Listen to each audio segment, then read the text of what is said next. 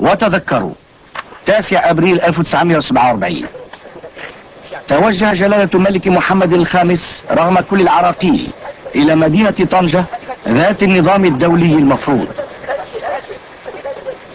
من هذا المنبر ألقى جلالته خطابه التاريخي الهام: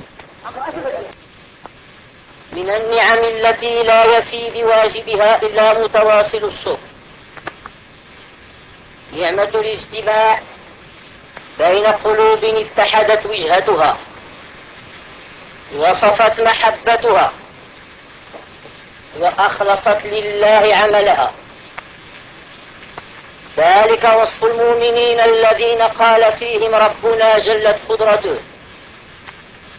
ألا إن أولياء الله لا خوف عليهم ولا هم يحزنون الذين آمنوا وكانوا يتقون لهم البشرى في الحياة الدنيا وفي الآخرة لا تبديل لكلمات الله ذلك هو الفوز العظيم.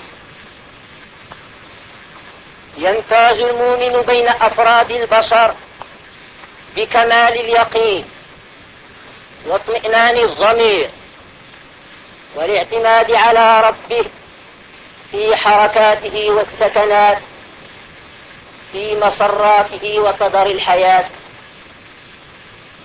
يعلم أن الله سبحانه بين له ما يتجه إليه من الواجبات يقوم بتأديتها، ويتيقن بعد بأن الباري جل جلاله لا يضيع أجر من أحسن عملا. فما علينا إذن إلا أن نزكي العمل بعد توطيد اليقين لنكون حقا من عباد الله المؤمنين. الله الله الله